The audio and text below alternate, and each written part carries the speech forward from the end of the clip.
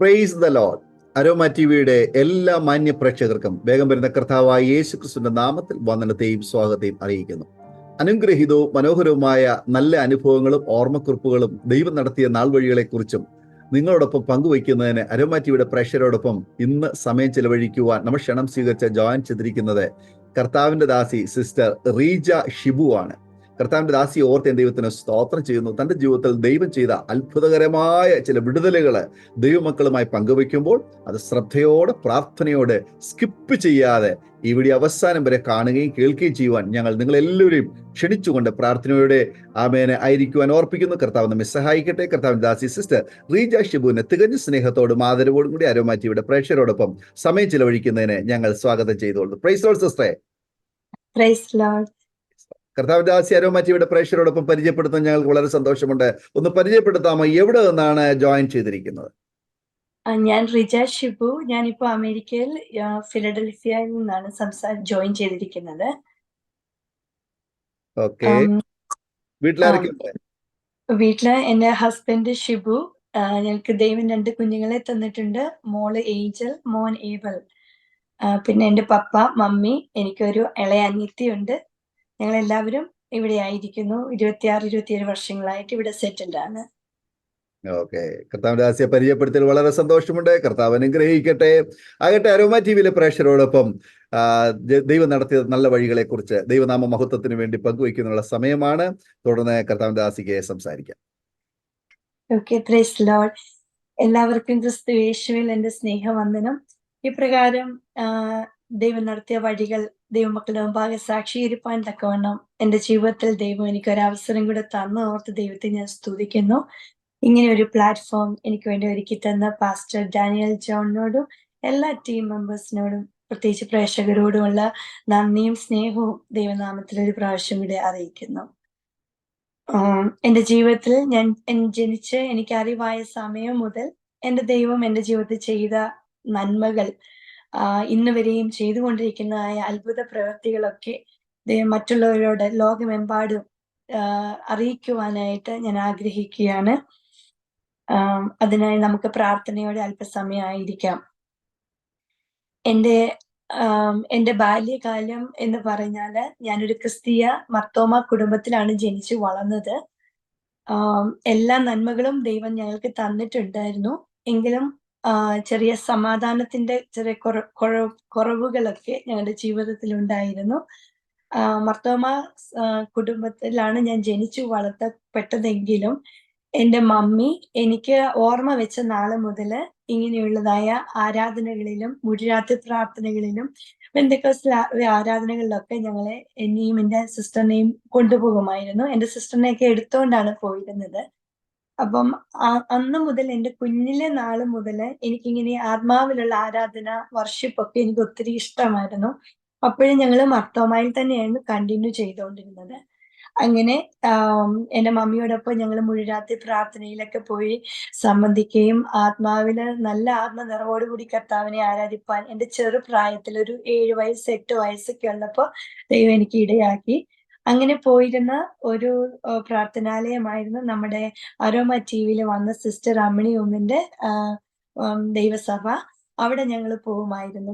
ഞാൻ ഈ കൂടുതലായി ദൈവിക ഇതിലേക്ക് കടന്നു വരാനുള്ള ഒരു വഴിത്തിരിവായിരുന്നു സിസ്റ്റർ അമ്മിണിയമ്മന്റെ ദേവാലയം എന്ന് പറയുന്നത്. അമ്മാമ്മ ഞങ്ങൾക്ക് വേണ്ടി ഒരുപാട് കണ്ണുനീരോടെ പ്രാർത്ഥിച്ചിട്ടുണ്ട്.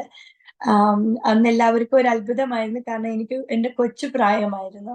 എല്ലാവരും പ്രായമുള്ളവർ വന്ന് ആരാധിക്കുമ്പോൾ അക്കൂട്ടത്തിൽ ഒരു കൊച്ചു കുട്ടിയായിട്ട് ഞാൻ അവിടെ ഇരിക്കുമായിരുന്നു.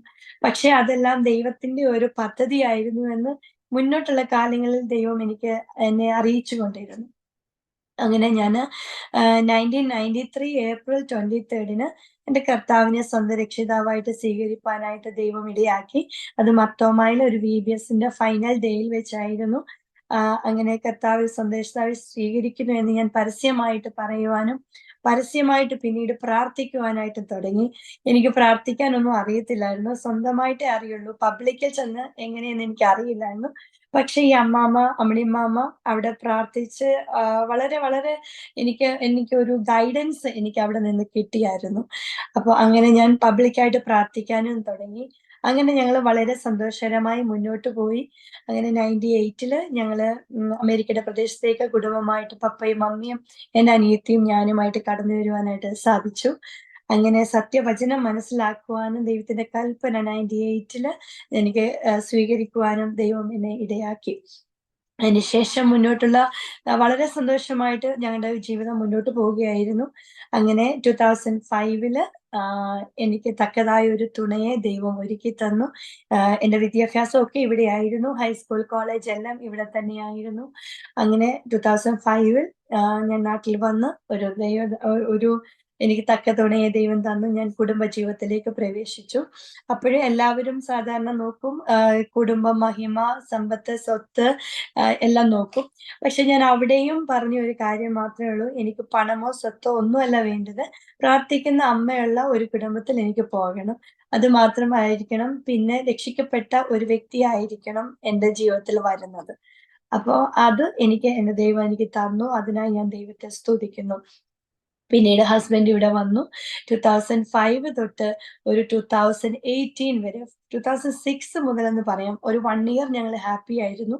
പക്ഷെ 2006 തൊട്ട് 2018 വരെയുള്ള ഏകദേശം 14 ഇയേഴ്സ് ഞങ്ങൾക്ക് മരുഭൂമിയുടെ അവസ്ഥയായിരുന്നു. മരുഭൂമിയുടെ അവസ്ഥ എന്ന് പറഞ്ഞാല് 2006 ഞാൻ ആദ്യമായി പ്രഗ്നന്റ് ആകുന്നത്. ഞങ്ങൾക്ക് എല്ലാ നന്മകളും ദൈവം തന്നു. പക്ഷെ ഒരു ശൂന്യത അവിടെ ഉണ്ടായിരുന്നു. തലമുറകളില്ലായിരുന്നു. അപ്പോൾ ഞങ്ങൾക്ക് ആ കുഞ്ഞ് 3-ാം മാസത്തിൽ നഷ്ടപ്പെട്ടു. പിന്നെയും വിശ്വാസത്തോടെ പ്രാർത്ഥിച്ചു. അങ്ങനെ നീണ്ട 14 വർഷത്തോളം ഞങ്ങള് പ്രാർത്ഥിച്ചു. ഞങ്ങൾക്ക് ജനിക്കുന്ന കുഞ്ഞുങ്ങളെല്ലാം മരിച്ചു പോവുകയാണ്. എന്താണ് റീസൺ എന്ന് ഈ അമേരിക്കയിൽ കണ്ടുപിടിക്കാനായിട്ട് സാധിച്ചിരുന്നില്ല. അങ്ങനെ 3 മാസം, 4 മാസം, 5 മാസം ഒക്കെ പ്രായമാകുമ്പോൾ കുഞ്ഞുങ്ങള് മരിച്ചുകൊണ്ടേയിരുന്നു. ഞങ്ങൾക്ക് ഈ 14 വർഷത്തിനുള്ളിൽ 8 കുഞ്ഞുങ്ങൾ ഞങ്ങൾക്ക് നഷ്ടപ്പെട്ടു. 8 കുഞ്ഞുങ്ങൾ ഞങ്ങൾക്ക് മരിച്ചുപോയി ശരിക്കിനും. അതിലെ 7ാമത്തെ ഒരു മകനായിരുന്നു. ആ മകനെ ഞങ്ങൾ കൈകളിൽ എടുപ്പാനും അവനെ ഒരുക്കി ഞങ്ങൾക്ക് തിരിച്ച് ദൈവത്തിന്റെ സന്നിധിയിൽ ഏൽപ്പിക്കാനും ഞങ്ങൾക്ക് സാധിച്ചു. അങ്ങനെ ഓരോ പ്രാവശ്യവും പ്രഗ്നന്റ് ആകുമ്പോൾ ദൈവം പ്രാർത്ഥന കേട്ടു. ഭയങ്കര സന്തോഷമായിരുന്നു. പക്ഷെ ഓരോ പ്രാവശ്യവും അത് നഷ്ടപ്പെട്ട് കഴിയുമ്പോൾ ഞങ്ങൾക്കെതിരെയുള്ള പരിഹാസങ്ങളും നിന്ദകളും ഒരുപാട് ദുഷികളും ഒക്കെ ഞങ്ങൾക്ക് നേരിടേണ്ടി വന്നിട്ടുണ്ട്. ഇനി ഒരിക്കൽ പോലും എനിക്കൊരു കുഞ്ഞിനെ വഹിക്കുവാൻ കഴിയില്ല എന്ന് എന്നോടും എന്റെ ഹസ്ബൻഡിനോടും പറഞ്ഞ സമൂഹം നമ്മുടെ മധ്യത്തിലുണ്ട്. എന്നാല് ആ വിശ്വാസം, ദൈവത്തിലുള്ള വിശ്വാസം ഞങ്ങൾ മുന്നോട്ട് അർപ്പിച്ചുകൊണ്ട് തന്നെ പ്രാർത്ഥിച്ചു മുന്നോട്ട് പോയി. ഞങ്ങൾ ദൈവത്തിലുള്ള വിശ്വാസം കൈവിട്ടില്ല. ഞങ്ങളെ പരിഹസിക്കുവാനായിട്ട് തുടങ്ങി. ആ സമയത്ത് നമ്മൾ മർത്തോമായിലായിരുന്നുവെങ്കിലും നമ്മൾ ഈ ആരാധനകളും മിനിസ്ട്രിക്ക് വേണ്ടിയിട്ട് പാട്ട് പാടാനും കൺവെൻഷനുകളിലും ഒക്കെ ഞങ്ങള് പോകുമായിരുന്നു. അപ്പോൾ ഞങ്ങളെ പരിഹസിച്ചിട്ടുണ്ട്. കൈകൊട്ടി പാടാൻ പോവാന്നും പറഞ്ഞ് ഞങ്ങളെ പരിഹസിച്ചിട്ടുണ്ട്.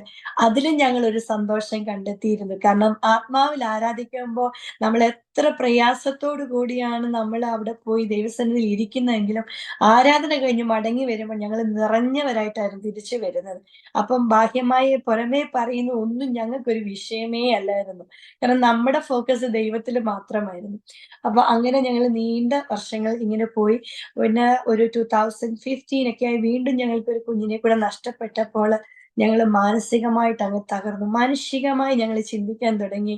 എല്ലാവരുടെയും കുത്തുവാക്കുകള്, പരിഹാസങ്ങള്, നിന്ദകള്, അവഗണനകള്, സമൂഹത്തിൽ നമ്മളെ മാറ്റി നിർത്തുക. Especially Mother's Day, Father's Day വരുമ്പോഴ് നമ്മൾക്ക് അവഗണനകൾ വരാൻ തുടങ്ങി പബ്ലിക്കിൽ. പിന്നെ ഞങ്ങൾ അത് സ്റ്റോപ്പ് ചെയ്തു. പബ്ലിക്കിൽ അങ്ങനെയുള്ള വിശേഷപ്പെട്ട ദിവസങ്ങളിൽ ചർച്ചിൽ പോകാതെയായി. അങ്ങനെ ഞങ്ങൾ മാനസികമായിട്ട് ഡൗൺ ആയിരുന്ന സമയത്ത് എൻ്റെ ഹസ്ബൻഡ് പറഞ്ഞു, നമുക്ക് ഇവിടുന്ന് ഒരു ചേഞ്ച് ആവശ്യമാണ്, നമുക്ക് മറ്റൊരു സ്ഥലത്തേക്ക് നമുക്ക് താമസം മാറാം, അപ്പൊ നമ്മുടെ മൈൻഡ് ഒന്ന് ക്ലിയർ ആകും, ഒരു പക്ഷെ ദൈവത്തിന്റെ ഹിതം അതായിരിക്കാം എന്ന് ഞങ്ങൾ വിചാരിച്ചു. അങ്ങനെ പ്രാർത്ഥിച്ചു. ഞങ്ങള് 2016 ടെക്സാസിലേക്ക് ഞങ്ങൾ കടന്നുപോയി. ഇവിടുന്ന് ഏകദേശം 4.5 മണിക്കൂറോളം ഫ്ലൈറ്റ് യാത്രയുണ്ട്. അപ്പോ ഇവിടുന്ന് ഞങ്ങൾ അവിടെ പോയി. ഞാൻ വീണ്ടും അവിടെ പ്രഗ്നന്റ് ആകുവാനായിട്ട് സാധിച്ചു. അങ്ങനെ അത് 6 മാസം വരെയും കുഴപ്പമില്ലാതെ സന്തോഷത്തോടെ പ്രാർത്ഥനയോടെ പോയി. എന്നാൽ 6 മാസത്തിൽ എനിക്ക് ഡെലിവറി ചെയ്യേണ്ടി വന്നു. ജെറമായ എന്നായിരുന്നു മോന്റെ പേര്. ജനിച്ചു 2 മിനിറ്റുകൾക്കുള്ളിൽ തന്നെ ആ കുഞ്ഞ് മരിക്കുകയും ചെയ്തു. അതോടുകൂടി ഞാൻ കംപ്ലീറ്റ് ഡിപ്രഷനിലേക്ക് അങ്ങ് പോയി. എനിക്ക് ഉറങ്ങുവാൻ സാധിക്കുന്നില്ല. ഞാൻ 2 മാസക്കാലം സ്ലീപ്പിംഗ് പിൽസ് ആയിരുന്നു. ഭക്ഷണം കഴിക്കില്ല, ആരോടും സംസാരിക്കില്ല. എന്റെ ഹസ്ബൻഡും അതേപോലെ ഡൗൺ ആയി. പക്ഷേ ഈ ഓരോ ഘട്ടത്തിലും ഞങ്ങൾ കടന്നു പോകുന്ന പ്രയാസ സമയത്തും ദൈവത്തിന്റെ ഒരു കൃപ ഞങ്ങളുടെ മേലുണ്ടായിരുന്നു. ദൈവം ഞങ്ങൾക്കൊരു ശക്തി തന്നു. കർത്താവിന്റെ ഒരു വചനമുണ്ട്, 2 കൊരിന്ത്യർ 12:9 പറയുന്നു, എന്റെ കൃപ നിനക്ക് മതി, എന്റെ ശക്തി നിന്റെ ബലഹീനതയിൽ തികഞ്ഞു വരുന്നു. ആ വചനം ഞങ്ങൾ മുറുകെ പിടിച്ചു. ആ വചനം ഞങ്ങളെ ആശ്വസിപ്പിച്ചു. ആ സമയത്ത് ഭാരപ്പെട്ടിരുന്ന സമയത്ത് ഞങ്ങൾക്ക് അവിടെ ഒരു കൂട്ടായ്മ ദൈവം ഒരുക്കി തന്നു. ട്യൂസ്ഡേ പ്രയറിൽ കുറച്ചു പേരേ ഉള്ളൂ, 10-15 പേരേ ഉള്ളൂ. പക്ഷേ ഐക്യമത്യപ്പെട്ട് ഞങ്ങൾക്ക് വേണ്ടിയും കൂടി പ്രാർത്ഥിക്കുവാനായിട്ട് തുടങ്ങി. അങ്ങനെ ഞാൻ വീണ്ടും നോർമൽ ലൈഫിലേക്ക് തിരിച്ചു വന്നു. ഞങ്ങൾ തിരിച്ച് ജോലിയിലേക്ക് പോകാനായിട്ട് സാധിച്ചു. അങ്ങനെ ഒരു ജനുവരി 24 2017 ആയപ്പോ എന്റെ ഹസ്ബൻഡിന് ഒരു ടെസ്റ്റ് ഉണ്ടായിരുന്നു, എൻഡോസ്കോപ്പി പ്രൊസീജിയർ ഉണ്ടായിരുന്നു. അത് യൂഷ്വലി 12 hours കഴിക്കാതെ പോയാണ് അത് ചെയ്യേണ്ടത് ഇവിടെ. പക്ഷെ ഫുഡ് കഴിച്ചതിന് ശേഷം പെട്ടെന്ന് എമർജൻസി ആയിട്ട് ഡോക്ടർ അത് ചെയ്തു. അത് കാരണം ഹസ്ബൻഡിന്റെ ലങ്സിലേക്ക് ഫുഡൊക്കെ കടന്നുപോയി, ഇൻഫെക്ഷൻ ആയി, ശ്വാസം എടുക്കാൻ പറ്റാതെ വന്നു. പ്രൊസീജിയർ കഴിഞ്ഞ് അങ്ങോട്ട് പോയ ആളല്ല, പ്രൊസീജിയർ കഴിഞ്ഞ് തിരിച്ചു വന്നപ്പോൾ എന്നോട് പറഞ്ഞു, എനിക്ക് ശ്വാസം കിട്ടുന്നില്ല, വോമിറ്റ് ചെയ്യാൻ തുടങ്ങി. ഞാൻ ഡോക്ടേഴ്സിനെ ഒക്കെ വിളിച്ചിട്ട് പറഞ്ഞു, അവൻ ശരിയാവുന്നില്ല, അവനെന്തോ പ്രശ്നമുണ്ട്. എനിക്ക് പാനിക് ആകാൻ തുടങ്ങി ഞാന്. അപ്പോ ഡോക്ടർ പറഞ്ഞു, അവന് ആങ്സൈറ്റി കൊണ്ട്, അവന് കുഴപ്പമൊന്നുമില്ല. പക്ഷെ എന്റെ ഹസ്ബൻഡ് ഒരു കോമ സ്റ്റേജിലേക്ക് പോവാണെന്നുള്ളത് എനിക്ക് മനസ്സിലായായിരുന്നു.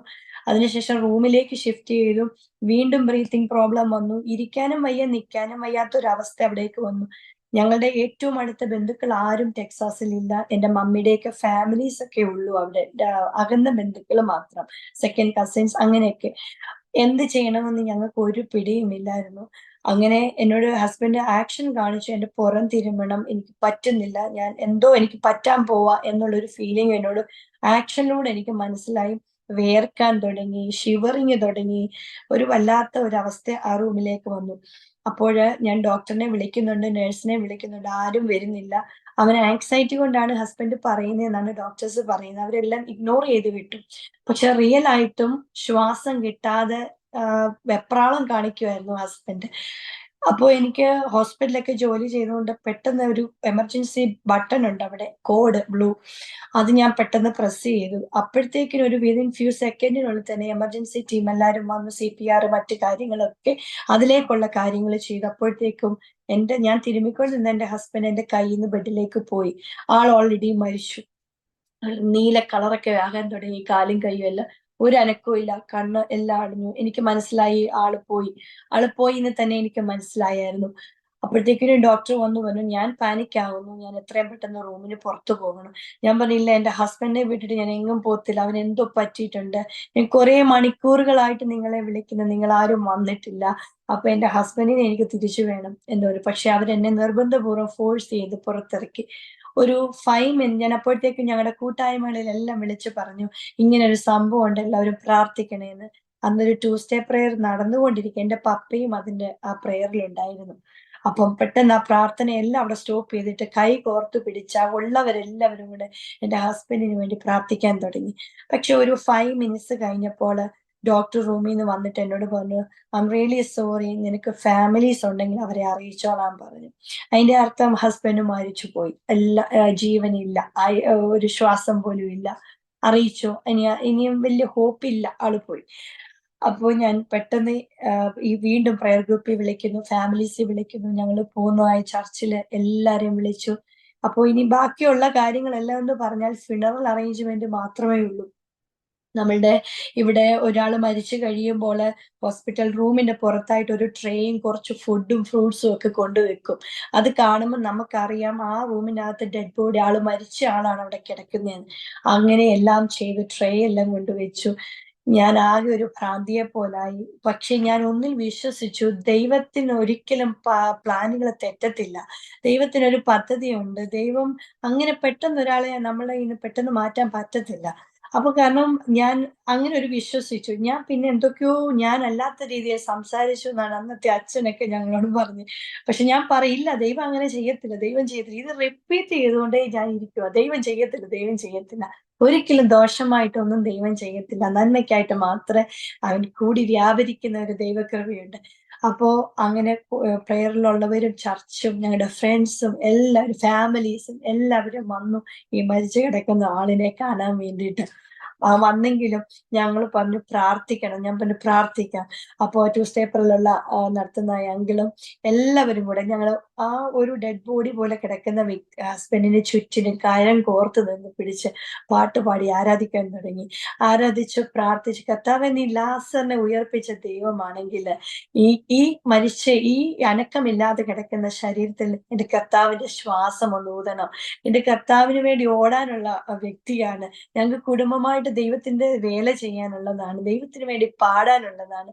ഹസ്ബൻഡ് ദൈവത്തിന് വേണ്ടി പാടാൻ ഇഷ്ടമാണ്. അപ്പോ ദൈവത്തിന് വേണ്ടി പാടണം, കീബോർഡ് വായിക്കണം, നാമത്തിന് വേണ്ടി ഓടണം. നീ ലാസറിനെ ഉയർപ്പിച്ച ദൈവമാണല്ലോ, അങ്ങനെയെങ്കിൽ എന്റെ ഹസ്ബൻഡിന് ആയുസിനെ ആരോഗ്യത്തെ നീ തിരിച്ചു കൊടുക്കണം, ശ്വാസം ഉള്ളിലേക്ക് അയക്കണമേ എന്ന് മാത്രം പ്രാർത്ഥിച്ചുകൊണ്ടിരുന്നു. അങ്ങനെ ഞങ്ങൾ കരം കോർത്ത് പിടിച്ച് പ്രാർത്ഥിച്ചു. ഒരു 10-15 മിനിറ്റ്സ് കഴിഞ്ഞപ്പോൾ എന്റെ ഹസ്ബൻഡ് കണ്ണു തുറക്കുവാനായിട്ട് ഇടയായി. ഹല്ലേലൂയ. അവിടെ ആ സമയത്ത് എന്റെ വിശ്വാസം കൂടുതലായില്ല. എന്റെ ദൈവത്തിന് അസാധ്യമായിട്ട് ഒന്നുമില്ല. മരിച്ചവരെ ഉയർപ്പിക്കുന്ന ദൈവം, ആ പൊടിയിൽ നിന്ന് മനുഷ്യനെ ഉണ്ടാക്കാൻ കഴിയുന്ന ദൈവം. അപ്പോ എന്റെ ഹസ്ബൻഡിന് കണ്ണു തുറക്കാനായിട്ട് സാധിച്ചു.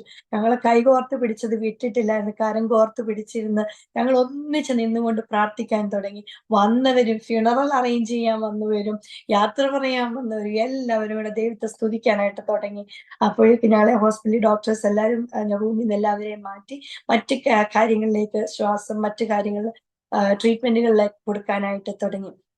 അങ്ങനെ ഞങ്ങള് ഒരു കുറച്ച് മണിക്കൂറുകൾ വെയിറ്റ് ചെയ്തതിന് ശേഷം ഹസ്ബൻഡ് കാലും കൈയും ഒന്നും അനക്കത്തില്ല, ജസ്റ്റ് ശ്വാസമുണ്ട്, കണ്ണും തുറക്കും. അപ്പോഴേക്കും ഹാർട്ട് വളരെ ഫാസ്റ്റ് ആയിട്ട് ബീറ്റ് ചെയ്യാൻ തുടങ്ങി. എപ്പം വേണേലും വീണ്ടും മരിക്കാം, അങ്ങനെ ഒരു അവസ്ഥ ഡോക്ടർ പറഞ്ഞു. അപ്പോൾ ഇല്ല, ദൈവത്തിന് അസാധ്യമൊന്നുമില്ല, ദൈവം ഉയർപ്പിച്ചെങ്കിൽ ആ ദൈവത്തിനൊരു പദ്ധതിയുണ്ട്. അങ്ങനെ ഞാൻ വിശ്വസിച്ചു. ഞാൻ ആ ദൈവത്തിലുള്ള വിശ്വാസം അപ്പോഴും ഞാൻ മുറുകെ പിടിച്ചു. ഒരിക്കലും വഴിയിൽ വെച്ച് ഉപേക്ഷിച്ചിട്ട് പോകുന്ന ഒരു ദൈവം അല്ലല്ലോ, നമ്മളെ സൃഷ്ടിച്ച ദൈവം, ആ ദൈവത്തിനൊരു പദ്ധതിയുണ്ട്. തീയിൽ നിന്ന് വലിച്ചെടുത്തെങ്കിൽ ആ വലിച്ചെടുത്തതിനൊരു ഉദ്ദേശമുണ്ടല്ലോ. അപ്പൊ ആ ദൈവം ഒരിക്കലും നമ്മളെ കൈവിടത്തില്ല. അപ്പൊ ഞങ്ങള് അങ്ങനെ നിന്നു. കുറച്ച് മണിക്കൂർ കഴിഞ്ഞപ്പോ ഡോക്ടർ പറഞ്ഞു, ഇന്ന് രാത്രി കൂടി നമുക്കൊന്ന് വെയിറ്റ് ചെയ്യാം, ഒബ്സർവേഷൻ. അപ്പൊ ഞാൻ പറഞ്ഞു, എനിക്ക് ഈ ഹോസ്പിറ്റലിൽ നിന്ന് അടുത്ത ഹോസ്പിറ്റലിലേക്ക് ഒന്ന് മാറ്റണം, അടുത്ത ഹോസ്പിറ്റലിൽ പോകണം. ഞങ്ങൾ അത്ര ഹാപ്പി അല്ലായിരുന്നു. കാരണം ആദ്യം തൊട്ടേ ഹസ്ബൻഡ് പറയുന്നുണ്ടായിരുന്നു, അവര് അത് ഇഗ്നോർ ചെയ്ത് വിടുകയായിരുന്നു, ശ്വാസം കിട്ടുന്നില്ല എന്ന് പറഞ്ഞ്. പ്രോപ്പർ ട്രീറ്റ്മെന്റ് കിട്ടിയിരുന്നുവെങ്കിൽ ഒരു പക്ഷേ ദൈവം എന്നല്ല, അത് നന്നായിരുന്നു എന്ന് എനിക്ക് ഇന്ന് തോന്നുന്നു. കാരണം സ്വയം ശ്വാസം എടുത്തിരുന്നുവെങ്കിൽ ഞങ്ങൾ ഇത്രയും വിശ്വാസത്തിലേക്ക് ഇന്ന് വരത്തില്ലായിരുന്നു. അപ്പൊ ദൈവം അതൊരു മുഖാന്തരമായിട്ട് ഞങ്ങൾക്ക് ഒരുക്കി തന്നു. അങ്ങനെ ഡോക്ടർ പറഞ്ഞു, ഇന്ന് രാത്രി കൂടി കഴിയട്ടെ, അല്ലെങ്കിൽ ഈ ബെഡിൽ നിന്ന് ആംബുലൻസിലേക്ക് മാറ്റുമ്പോഴേക്കും എന്റെ ഹസ്ബൻഡിന് വീണ്ടും എന്തും സംഭവിക്കാം. ബ്ലഡിലും ഒക്കെ ഇൻഫെക്ഷൻ ആയി കംപ്ലീറ്റ് ഓർഗൻസ് ഷട്ട് ഡൗൺ ആയി, യൂറിൻ പോകത്തില്ല, കംപ്ലീറ്റ് ഒരു മരിച്ച ഒരു വ്യക്തിയുടെ ബോഡി എങ്ങനെയാണോ അതേ അവസ്ഥയാണ്. അതുകൊണ്ട് ഇന്ന് രാത്രി കൂടി നീ ഒന്ന് പേഷ്യന്റ് ആയിട്ടിരിക്കണം എന്ന് പറഞ്ഞു. അങ്ങനെ ഞങ്ങൾ ആ ഒരു രാത്രി മുഴുവനും കൂട്ടായ്മക്കാരും എല്ലാം എന്റെ കൂടത്തിൽ ആ ഹോസ്പിറ്റലിൽ എന്റെ കൂടെ സപ്പോർട്ടിനുണ്ടായിരുന്നു. ആത്മീയമായിട്ടും അല്ലാതെ ഇമോഷണലി സപ്പോർട്ട്, സ്പിരിച്വൽ സപ്പോർട്ട് എല്ലാം എനിക്ക് തന്നുകൊണ്ടിരുന്നു. ഞങ്ങൾ രാത്രി ഉറങ്ങാതെ പ്രാർത്ഥിച്ചുകൊണ്ടിരുന്നു. അന്നേരം ഞാൻ പാടിയ ഒരു പാട്ടുണ്ട്, എന്റെ മനസ്സിനെ ഏറ്റവും കൂടുതൽ ബലപ്പെടുത്തിയ ഒരു പാട്ടാണ്, വിശ്വാസവും വർദ്ധിപ്പിച്ച ഒരു പാട്ടാണ്. ആ പാട്ടിന്റെ ഒരു 2 സ്റ്റാൻസ ഞാൻ പാടുവാനായിട്ട് ആഗ്രഹിക്കുകയാണ് ഈ സമയത്ത്. യേശുവേ ഒരു വാക്കു മതി എൻ ജീവിതം മാറിടുവാൻ, നിന്റെ സന്നിധിയിൽ ഇപ്പോൾ ഞാൻ നിന്റെ മൊഴികൾക്കായി വാഞ്ചിക്കുന്നു. മരിച്ചവരെ ഉയർപ്പിച്ചതാം, രോഗികളെ വിടുവിച്ചതാം, കൊടുങ്കാറ്റിനെ അടക്കിയതാം, നിന്റെ ഒരു വാക്കുമതി എനിക്ക്, നിന്റെ ഒരു വാക്കുമതി എനിക്ക്. ഈ പാട്ട് ഞാൻ റിപ്പീറ്റ് ചെയ്തുകൊണ്ടേ ആ രാത്രി മുഴുവനും ഇരുന്നു. രാത്രി മുഴുവൻ ഈ പാട്ടിന്റെ സ്റ്റാൻസ, മരിച്ചവരെ ഉയർപ്പിച്ച ദൈവം, രോഗികളെ വിടുവിച്ച ദൈവം, കൊടുങ്കാറ്റിനെ അടക്കിയ ദൈവം, യേശുവേ നിന്റെ ഒരു വാക്ക് മതി എന്റെ ഹസ്ബൻഡ് എഴുന്നേക്കും. ദൈവം ഈ ലോകത്തിലെ ഡോക്ടർമാരെ എല്ലാം സൃഷ്ടിച്ചത് എന്റെ കർത്താവാണ്. ആ ദൈവത്തിന് അസാധ്യമായിട്ടൊന്നുമില്ല. കർത്താവെ, നിന്റെ ഒരു മൊഴിക്കായി ഞാൻ കാത്തിരിക്കുന്നു. ഇത് റിപ്പീറ്റ് ചെയ്തുകൊണ്ടേയിരുന്നു. അതേപോലെയുള്ള ഒരു വാക്യമാണ് ഞാൻ ആദ്യം പറഞ്ഞത്, 2 കൊരിന്ത്യർ 12:9. എന്റെ കൃപ നിനക്ക് മതി, എന്റെ ശക്തി നിന്റെ ബലഹീനതയിൽ തികഞ്ഞു വരുന്നു. ഈ 2 കാര്യങ്ങൾ എന്നെ ഒരുപാട് ബലപ്പെടുത്തി. മാത്രവുമല്ല, ഞങ്ങൾ കരം കോർത്ത് ഐക്യമത്യത്തോടെ പ്രാർത്ഥിച്ചപ്പോൾ എന്റെ ഹസ്ബൻഡിന്റെ ജീവനെ തിരിച്ചു നൽകിയ ഒരു ദൈവമാ. അങ്ങനെയെങ്കിൽ എന്റെ കർത്താവ് എന്റെ ഹസ്ബൻഡിനെയും ആ രോഗക്കിടക്കിൽ, ആ മരണക്കിടക്കയൊക്കെ മാറ്റി വിരിക്കാൻ ശക്തനാണെന്ന് ഞാൻ വിശ്വസിച്ചു.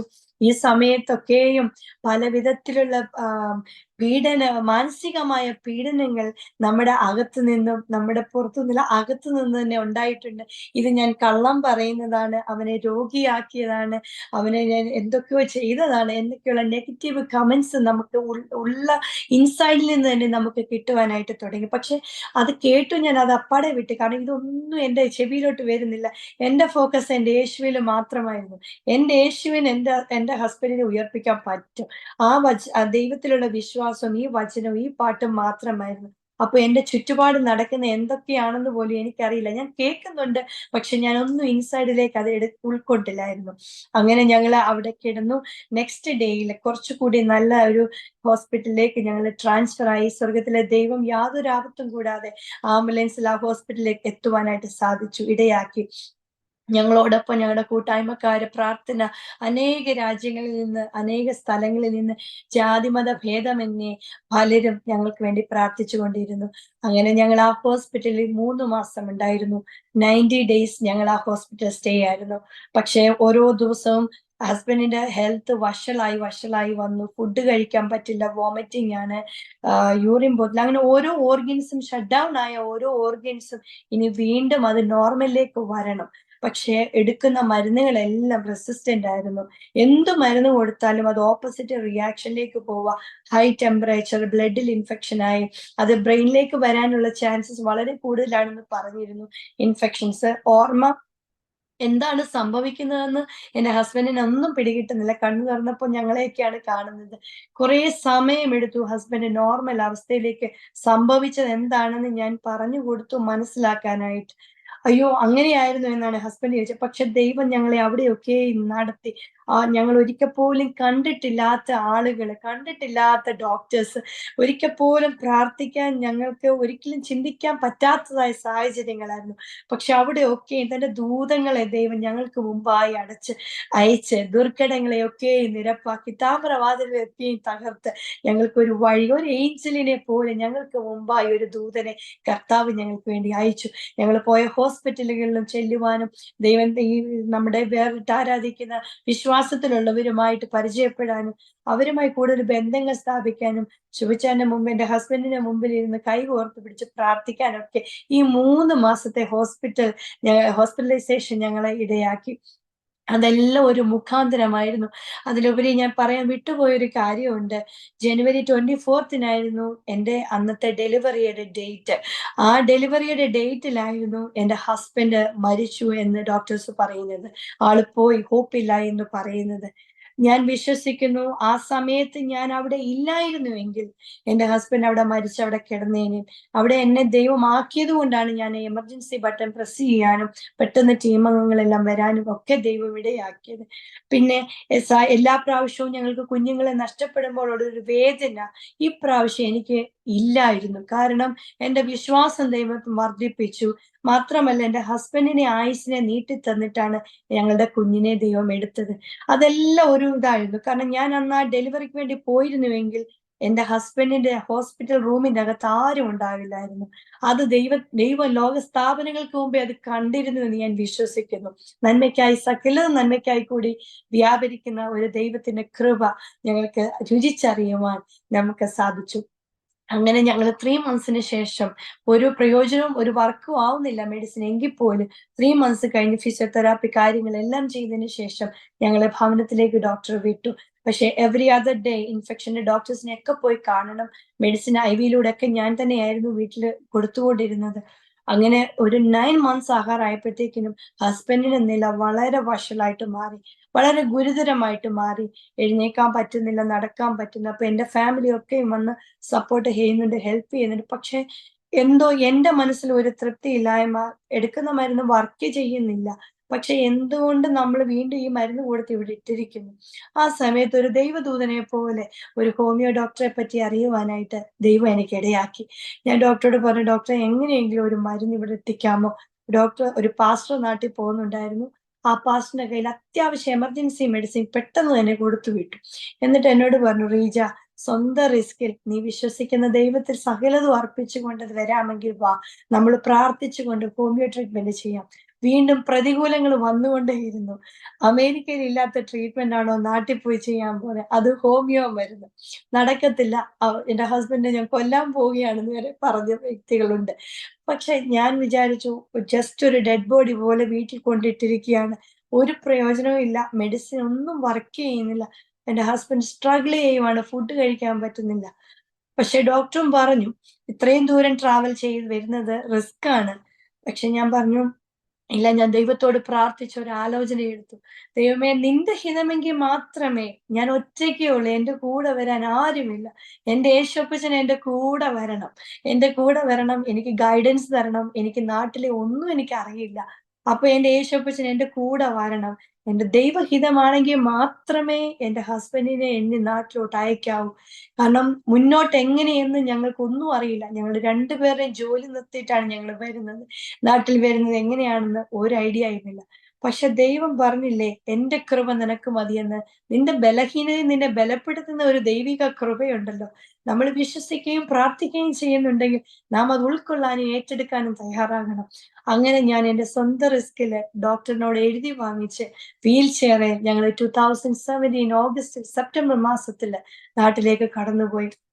അങ്ങനെ ഞങ്ങളുടെ പ്രിയ ഹോമിയോ ഡോക്ടറിനെ ഞാൻ ഈ സമയത്ത് ഓർക്കുന്നു. ഹോമിയോ ഡോക്ടറും അതിലുപരിയായി അനേകരുടെ പ്രാർത്ഥനയുടെയും ഫലമായി 3 മാസത്തെ ട്രീറ്റ്മെന്റിന്റെ ഫലമായിട്ട് എന്റെ ഹസ്ബൻഡ് ബാക്ക് ടു നോർമൽ ലൈഫിലേക്ക് വന്നു. യാതൊരു കുഴപ്പങ്ങളും, തന്നെത്താൻ എല്ലാം ഫുഡ് കഴിക്കാൻ, നടക്കും, എല്ലാ ഓർമ്മയും ദൈവം തിരിച്ചു കൊടുത്തു. ഡോക്ടർ പറഞ്ഞു നമുക്കൊരു ബ്ലഡ് ടെസ്റ്റ് കൂടെ ചെയ്യാം.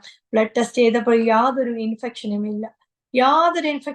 ബാക്ക് ടു നോർമൽ ലൈഫ്, ഒരു കുഴപ്പവും ഇല്ലാത്ത ഒരു പേഷ്യന്റ്.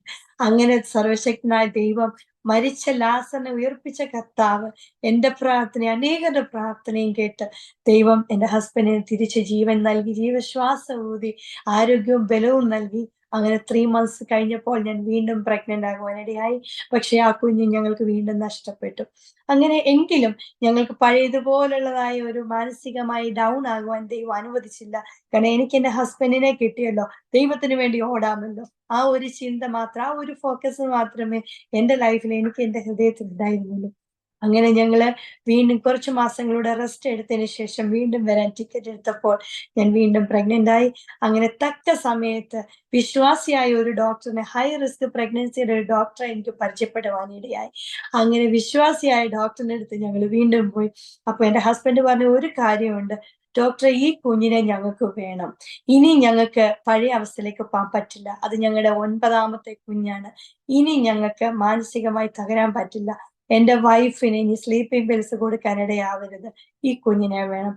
അപ്പോ ഡോക്ടർ പറഞ്ഞു, ഷിബു, റീജ, നമ്മൾ ജീവനുള്ള ദൈവത്തിലല്ലേ വിശ്വസിക്കുന്നത്. അപ്പൊ പൂർണ്ണമായി നമ്മൾ അർപ്പിക്കണം, പൂർണ്ണമായി സമർപ്പിക്കണം. നിന്നെ മരിച്ച സ്ഥാനത്ത് നിന്ന് കർത്താവ് നിന്നെ ഉയർപ്പിച്ചെങ്കിൽ ഇതിനൊരു പദ്ധതിയുണ്ട്. നമ്മൾ ജീവനുള്ള ദൈവത്തെ ആരാധിക്കുന്നു, സ്തുതിക്കുന്നു, പൂർണ്ണമായി വിശ്വാസം അർപ്പിച്ചുകൊണ്ട് നമ്മൾ പ്രാർത്ഥിച്ചു മുന്നോട്ട് പോവുക. ബാക്കിയെല്ലാം തമ്പുരാൻ തരുമെന്ന് പറഞ്ഞു. അങ്ങനെ ഞങ്ങള് നീണ്ട ഡോക്ടറിന്റെ നിർദ്ദേശപ്രകാരം 10 മാസക്കാലം ആ ഹോസ്പിറ്റലിൽ ചേർന്നുള്ള ഒരു വീട്ടിൽ റെന്റിന് താമസിച്ച് ഞങ്ങളെ ഡെലിവറി കഴിഞ്ഞു. അതിനുള്ളിൽ ഞങ്ങൾക്ക് പലവിധ പ്രയാസങ്ങൾ അതിനുള്ളിൽ കടന്നു വന്നെങ്കിലും പരീക്ഷയോടൊപ്പം തന്നെ ദൈവം അതിന് നീക്കുപോക്കും തമ്പുരാൻ തന്നു. അപ്പോഴും ഞാൻ പ്രഗ്നന്റ് ആണെന്ന് ആർക്കും അറിയില്ലായിരുന്നു. അവിടെ ഞങ്ങളെ ഡെലിവറി ചെയ്തു. ഡെലിവറി ചെയ്ത് കഴിഞ്ഞപ്പോൾ എല്ലാവരെയും അറിയിച്ചപ്പോൾ എല്ലാവരും സർപ്രൈസ് ആയിരുന്നു. പക്ഷെ ഡെലിവറി കഴിഞ്ഞെങ്കിലും വീണ്ടും പരീക്ഷണങ്ങൾ ഞങ്ങൾക്ക് ദൈവമായിട്ട് കൊണ്ടു തന്നെന്ന് പറയാം. ഞങ്ങൾക്കൊരു ദൈവം 2018 നവംബർ 22-ാം തീയതി അമേരിക്കയിലെ താങ്ക്സ് ഗിവിംഗ് ഡേ ആയിരുന്നു അന്ന്. ദൈവം ഞങ്ങൾക്കൊരു മോളെ തന്നു. ഞങ്ങളെ ഏഞ്ചൽ എന്ന് പേരിട്ടു. ആ കുഞ്ഞ് ജനിച്ചപ്പോൾ അവളുടെ ലങ്സിൽ ഫ്ലൂയിഡ് പോയി. ഡോക്ടർ പറഞ്ഞു വലിയ ഹോപ്പില്ല, 30% മാത്രമേ കുഞ്ഞിന് സർവൈവ് ചെയ്യാനുള്ള ചാൻസ് ഉള്ളൂ, ബാക്കി 70 എല്ലാം ദൈവത്തിന്റെ കയ്യിലാന്ന് പറഞ്ഞു. അങ്ങനെ ഞങ്ങൾ വീണ്ടും പ്രാർത്ഥിക്കാൻ തുടങ്ങി. കുഞ്ഞ് ജനിച്ച ഉടനെ ഞാൻ കണ്ടില്ല, ഞാൻ എടുത്തില്ല.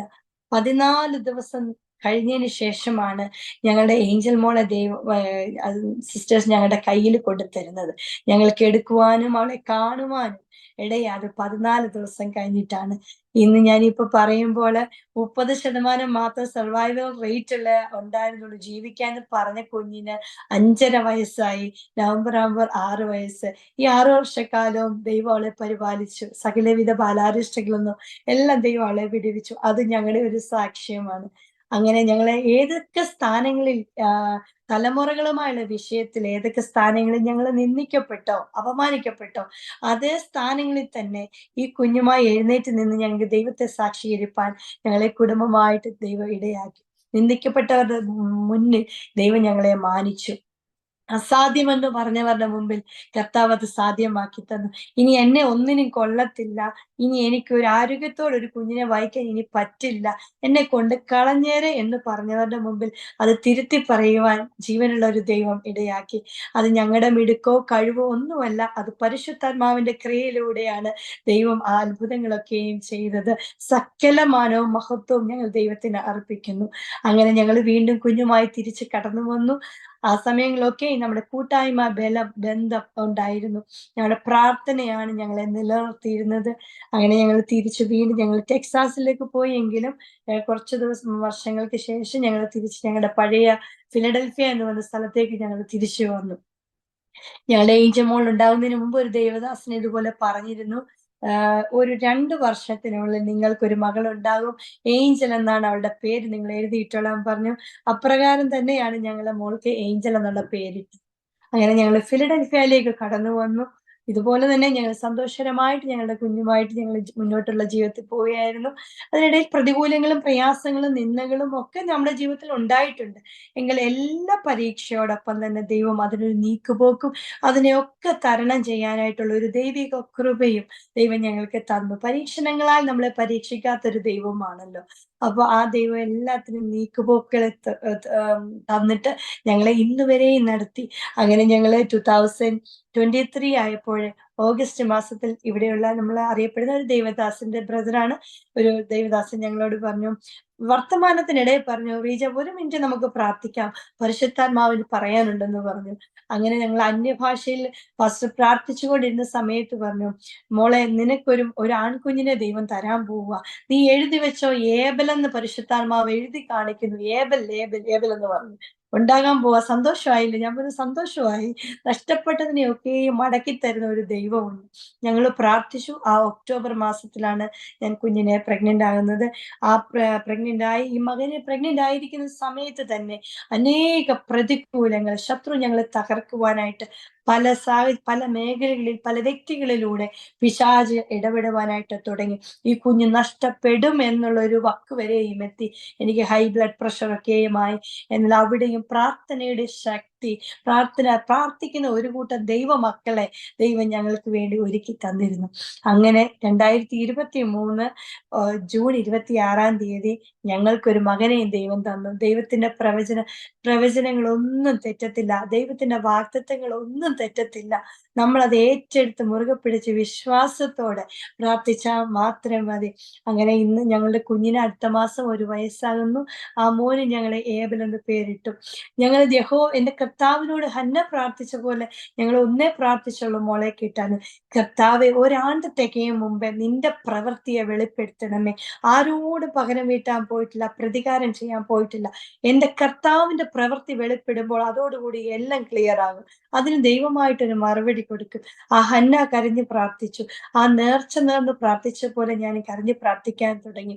കർത്താവ് അങ്ങനെയാണ് ഏഞ്ചൽ മോളെ തന്നെ അതേപോലെ ഒരു കുഞ്ഞിന് വേണ്ടി ഞങ്ങൾ യാചിച്ചു. എന്നാൽ ഇന്ന് ഞങ്ങൾക്ക് 2 കുഞ്ഞുങ്ങളെ ആരോഗ്യത്തോടെ ആയുസ്സോടെ ദൈവം ഞങ്ങൾക്ക് നൽകുവാനായിട്ട് സാധിച്ചു.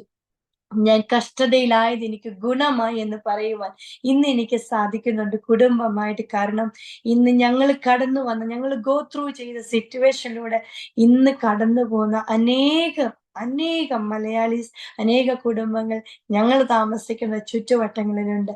അനേകര് ഞങ്ങളെ വിളിക്കുകയും എല്ലാവർക്കും ഒരു മനുഷ്യദൃഷ്ടിയിൽ ആശ്ചര്യമായിരിക്കുന്നു, ഇത് യഹോവയാൽ സംഭവിച്ചു എന്നുള്ള വചനമൊക്കെയും ഞങ്ങളുടെ ജീവിതത്തിൽ ആക്ച്വലി അത് പ്രാവർത്തികമായിട്ട് വന്നപ്പോൾ എല്ലാവർക്കും അതൊരു അത്ഭുതമായിട്ട്. അങ്ങനെ പ്രയാസത്തിലിരിക്കുന്നവര്, തലമുറകളില്ലാതെ ഭാരപ്പെടുന്നവര്, കുഞ്ഞുങ്ങളെ നഷ്ടപ്പെട്ടവര്, കുഞ്ഞുങ്ങളെ മരിച്ചുപോയവര്, ഇവരൊക്കെ ഞങ്ങളെ വിളിക്കുകയും എനിക്ക് പ്രാർത്ഥിക്കുവാനൊക്കെ, മറ്റുള്ളവരെ ആശ്വസിപ്പിക്കാൻ, കഷ്ടത്തിലായിരിക്കുന്നവർക്ക് വേണ്ടി പ്രാർത്ഥിക്കുവാനും അവരെ ചേർത്ത് പിടിക്കുവാനായിട്ടും ദൈവം ഞങ്ങളെ ഇന്ന് കുടുംബമായിട്ട് ഉപയോഗിക്കുന്നുണ്ട്.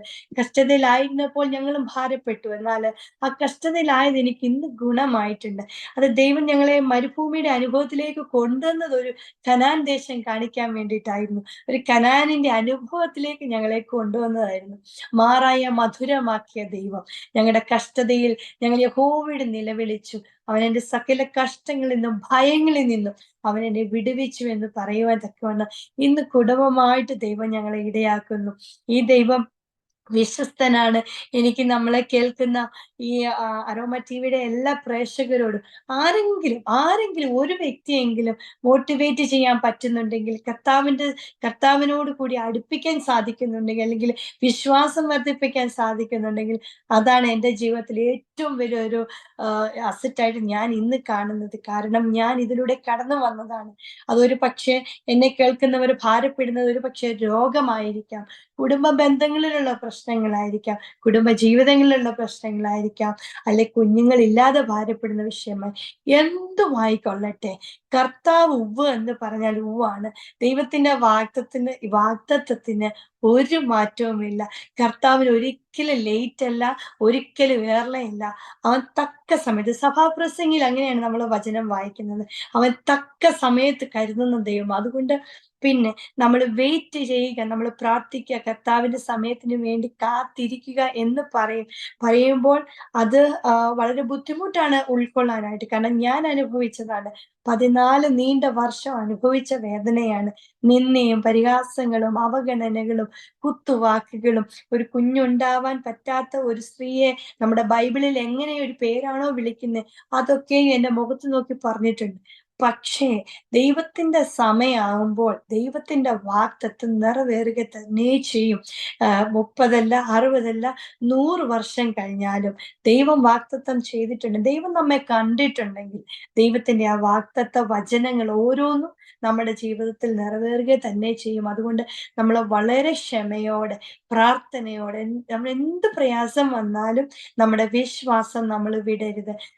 പലപ്പോഴും ഞങ്ങളുടെ വിശ്വാസത്തിൽ നിന്ന് ഞങ്ങൾ പിന്മാറാൻ ശ്രമിച്ച മനഃപൂർവ്വമല്ലെങ്കിലും നമ്മുടെ സാഹചര്യങ്ങൾ, നമ്മുടെ അനുഭവങ്ങൾ നമ്മളെ വിശ്വാസത്തിൽ നിന്ന് പിന്തിരിപ്പിക്കാനായിട്ട് പിശാച് തന്ത്രങ്ങൾ കൊണ്ടുവന്നിട്ടുണ്ട്. പക്ഷെ ഞങ്ങൾ വീണ്ടും ഈ ഒരു വിശ്വാസത്തിൽ തന്നെ ഉറച്ചു നിന്നു. ദൈവം ഞങ്ങൾക്ക് ദോഷം ഒന്നും ചെയ്തിട്ടില്ല. കൂട്ടായ്മ എപ്പോഴും ഞാൻ മുന്നോട്ട് പറയും, കൂട്ടായ്മ ബന്ധങ്ങൾ നമ്മൾക്ക് നല്ല ഐക്യമത്യത്തോടെ 2 3 പേർ അവന്റെ നാമത്തിൽ ഐക്യമത്യപ്പെട്ട് എന്ത് യാചിച്ചാലും അവിടെ കൂടുന്നിടത്തൊക്കെയും ദൈവത്തിന്റെ സാന്നിധ്യവുമുണ്ട്. കർത്താവ് തരും. അതുകൊണ്ട് ആരും ഭാരപ്പെടേണ്ട ആവശ്യമില്ല. എന്റെ ദൈവം വാക്ക് മാറത്തില്ല. നമ്മുടെ വിളിച്ച ദൈവം വിശ്വസ്തനാ. വഴിയിൽ വെച്ച് ഇട്ടിട്ട് പോകത്തില്ല. നമ്മുടെ മാറയെ മധുരമാക്കുന്ന ഒരു ദൈവമുണ്ട്. നമ്മുടെ കണ്ണുനീരിനെ തുടയ്ക്കുന്ന ഒരു ദൈവമുണ്ട്. എൻ്റെ വചനം, കഷ്ടതയുടെ നാളുകളിൽ ഞാൻ ഓരോ വചനങ്ങളും എൻ്റെ ജീവിതത്തിൽ അത് ഓരോന്നും എനിക്ക് ആശ്വാസമായിരുന്നു. എൻ്റെ കണ്ണിനെ കണ്ണുനീരിൽ നിന്നും, എൻ്റെ കാലിനെ വീഴ്ചയിൽ നിന്നും, എൻ്റെ പ്രാണനെ മരണത്തിൽ നിന്നും എന്നെ വിടുവിച്ച ദൈവമാണ്. അതുകൊണ്ടാണ് ഇന്ന് ഞാൻ ഇവിടെ ആയിരിക്കുന്നത്. ഇന്ന് ഈ അരോമ ടിവിയുടെ പ്രേക്ഷകരുടെ മുമ്പിൽ ഞാൻ ആയിരിക്കുന്ന ദൈവത്തിന്റെ കൃപയൊന്ന് മാത്രമാണ്. എൻ്റെ കഴിവല്ല, മിടുക്കല്ല, ഒന്നുമില്ല, ഒന്നും സീറോയാണ് ഞാൻ. എന്നാൽ സീറോയെ ഹീറോ ആക്കുന്ന ഒരു വലിയവനായ ദൈവമുണ്ട്. ആ ദൈവത്തിന്റെ സന്നിധിയിൽ നമ്മൾ സമ്പൂർണമായി സമർപ്പിക്കുക. എന്ത് പ്രതികൂലം വന്നാലും നമ്മുടെ ദൈവത്തെ നാം മുറുകെ പിടിക്കണം. ആരെല്ലാം ഉപേക്ഷിച്ചാലും, നമ്മുടെ ബൈബിളിൽ ഇപ്പൊ വചനം പറയുന്നു, നമ്മുടെ അപ്പനും അമ്മയും ഉപേക്ഷിച്ചാലും നമ്മെ ചേർത്ത് കൊള്ളുന്ന ഒരു ദൈവമുണ്ട്. നമ്മളെ അമ്മയെ പോലെ സ്നേഹിക്കുന്ന ഒരു ദൈവം. കോഴി തന്റെ കുഞ്ഞിനെ ചിറകിന്റെ മറവിൽ സൂക്ഷിക്കുന്ന പോലെ നമ്മെ പൊതിയുന്ന ഒരു ദൈവമുണ്ട്. ഈ ഓരോ വചനങ്ങളും നാളുകൾ കഴിയുമ്പോൾ നിന്റെ അപ്പത്തിന്മേൽ വെള്ളത്തിന്മേൽ എറിയുക, അത് നിനക്ക് ഏറിയ നാൾ കഴിഞ്ഞ് തിരിച്ചു തരാമെന്ന് അരുളിയ കർത്താവ്. അപ്പൊ നമ്മൾ എന്ത് നമ്മൾ ചെയ്താലും നാളുകൾ കഴിഞ്ഞാലും അത് നമുക്ക് നമ്മളിലേക്ക് തന്നെ, അല്ലെങ്കിൽ നമ്മുടെ തലമുറയിലേക്ക് തന്നെ അത് തിരിച്ചു വരാനായിട്ട് സാധിക്കും. ഞങ്ങൾ ഇവിടെ ആയിരിക്കുന്ന സ്ഥലത്ത് ഞങ്ങൾ വന്നു കഴിഞ്ഞപ്പോൾ ദൈവം നമുക്കൊരു കൂട്ടായ്മ ബന്ധങ്ങൾ തന്നു, നല്ലൊരു ചർച്ചിനെ തന്നു, നല്ലൊരു പ്രെയർ ഗ്രൂപ്പുകളെയൊക്കെ ഞങ്ങൾക്ക് തന്നു. എല്ലാവരും ഞങ്ങൾക്ക് വേണ്ടി പ്രാർത്ഥിച്ചു കൊണ്ടിരുന്നു. തിരിച്ചു വന്ന് ദൈവത്തിന്റെ നാമത്തിന് വേണ്ടി ഓടുവാനായിട്ട് അനേകർ ഞങ്ങളെ വിളിക്കുമ്പോൾ ഒരു മടിയും കൂടാതെ ഓടുവാനായിട്ട് ഞങ്ങൾ ഇന്ന് ദൈവത്തിന് സമർപ്പിച്ച് ഞങ്ങൾ ഓടിക്കൊണ്ടേയിരിക്കുന്നു. അതിന് നിങ്ങളെ എല്ലാവരുടെയും പ്രാർത്ഥന വളരെ അത്യാവശ്യമാണ്. അതിലുപരി ദൈവത്തിന്റെ ഒരു കൃപ നമുക്ക് ആവശ്യമാണെങ്കിൽ മാത്രമേ നമുക്ക് മുന്നോട്ട് പോകാനായിട്ട് സാധിക്കത്തുള്ളൂ. ഞങ്ങളുടെ മുമ്പിൽ വളരെ പ്രതികൂലങ്ങളൊക്കെ ഉണ്ടായിരുന്നെങ്കിലും ദൈവത്തിലുള്ള വിശ്വാസത്തിൽ ഞങ്ങൾ മുറുകെ പിടിച്ച് സകലതും അർപ്പിച്ച് ഞങ്ങൾ മുന്നോട്ട് പോയപ്പോൾ ദൈവം അതിനെയൊക്കെ, പ്രതികൂലങ്ങളെയൊക്കെയും അനുകൂലമാക്കി തന്നു. എല്ലാ പ്രതികൂല സാഹചര്യങ്ങളെയും അനുകൂലമാക്കി തന്നു. ഇനി ഞങ്ങളെ ഒരു നല്ല ദൈവത്തെ അറിഞ്ഞതുകൊണ്ട് ദൈവം ഞങ്ങൾക്ക് ഒരു ദോഷവും വരുത്തിയിട്ടില്ല. എന്നെ വിളിച്ചപേക്ഷിക്കാൻ ഞാൻ നിന്നെ സഹായിക്കുമെന്നറിയ കർത്താവ്. ആ ദൈവത്തിന്റെ കാര്യങ്ങളിലേക്ക് ഞങ്ങളെ കുടുംബമായിട്ട് സമർപ്പിക്കുന്നു. ഇത്രത്തോളം ദൈവം നടത്തി, ഇനിയും ആ ദൈവം നടത്താൻ ശക്തനാണ്. ഇങ്ങനെ ഒരു പ്ലാറ്റ്ഫോം എനിക്ക് ഒരുക്കി തന്ന അരോമ ടിവിയോടും പ്രത്യേകിച്ച് പാസ്റ്റർ ഡാനിയൽ ജോണിനോടും എല്ലാ പ്രേക്ഷകരോടുമുള്ള നന്ദിയും സ്നേഹവും ദൈവനാമത്തിൽ ഞാൻ അറിയിക്കുന്നു. നിങ്ങൾ ഓർക്കുമ്പോഴൊക്കെ ഞങ്ങളെ ഓർത്ത് പ്രത്യേകം പ്രാർത്ഥിക്കണമെന്ന് അപേക്ഷിച്ചുകൊള്ളുന്നു. ആമേൻ, ആമേൻ. കർത്താവിന്റെ അനുഗ്രഹിക്കപ്പെട്ടതായ ഒരു സാക്ഷ്യം പറയുവാൻ തക്കവണ്ണം വാത്സല്യ റീജ സിസ്റ്ററിനെ ദൈവം ഉപയോഗിച്ചത് ഓർത്ത് ഞാൻ ദൈവത്തിന് സ്തോത്രം ചെയ്യുന്നു. ജീവിതത്തില് ഒരുപക്ഷെങ്കിൽ ഭൗമികമായി നോക്കിയാൽ ഒരുപക്ഷെങ്കിൽ മറ്റ് ബുദ്ധിമുട്ടുകളോ കുറവുകളോ ഒന്നും നമുക്ക് എടുത്തു പറയുവാൻ ഇല്ലായിരിക്കാം. എന്നാൽ ജീവിതത്തിലെ ചില കുറവുകൾ നികത്തുവാൻ നമ്മുടെ ശ്രമങ്ങളും പരിശ്രമങ്ങളും പരാജയപ്പെടുമ്പോൾ അതിനെ നികത്തുവാൻ ദൈവത്തിന് മാത്രമേ കഴിയൂ എന്ന് തിരിച്ചറിഞ്ഞ നല്ല അനുഭവങ്ങളും ഓർമ്മകളുമാണ് റീജ സിസ്റ്ററിന്റെ ജീവിതത്തിലെന്ന് കേൾക്കുവാൻ കഴിഞ്ഞത് ഓർത്ത് ഞാൻ ദൈവത്തിന് സ്തോത്രം ചെയ്യുന്നു. ദീർഘവർഷങ്ങൾക്ക് മുൻപ് അമേരിക്കയില് കുടിയേറി പാർക്കുവാനിടയായി തീർന്നു. മാതാപിതാക്കന്മാരെ, സഹോദരങ്ങളെ, കുടുംബമായിട്ട് എല്ലാവരും അവിടെയാണ്. എന്നാൽ കുടുംബജീവിതത്തിൽ കുടുംബ ബന്ധങ്ങൾ തകർന്നുകൊണ്ടിരിക്കുന്ന, ഭാര്യ ഭർത്താവിനെയും ഭർത്താവ് ഭാര്യയെയും ഉപേക്ഷിച്ചു കൊണ്ടിരിക്കുന്ന ആ ഒരു ജീവിത സംസ്കാരമുള്ള ആ നാട്ടിൽ അതിൽ നിന്നും വളരെ വ്യത്യസ്തമായി ജീവിതത്തിൽ പ്രതിസന്ധികൾ വന്നപ്പോൾ, പ്രശ്നങ്ങൾ കടന്നു വന്നപ്പോൾ പ്രിയപ്പെട്ടവര് നിന്ദിച്ചപ്പോൾ, സമൂഹം ഒറ്റപ്പെടുത്തിയപ്പോൾ എല്ലാവരുടെയും കണ്ണിൻ മുൻപിൽ പ്രവർത്തിക്കുവാൻ കഴിവുള്ള, കൂടെയിരിക്കുന്ന ആ ദൈവത്തോട് ചേർന്ന് നിന്നുകൊണ്ട് ദൈവപ്രവൃത്തിക്ക് വേണ്ടി കാത്തിരുന്ന കുടുംബത്തിൽ കണ്ടതായ, വെളിപ്പെട്ടതായ ദൈവപ്രവൃത്തിയെക്കുറിച്ചാണ് മനസ്സിലാക്കുവാനും കേൾക്കുവാനും കഴിഞ്ഞത്. ഈ കാലയർത്ത്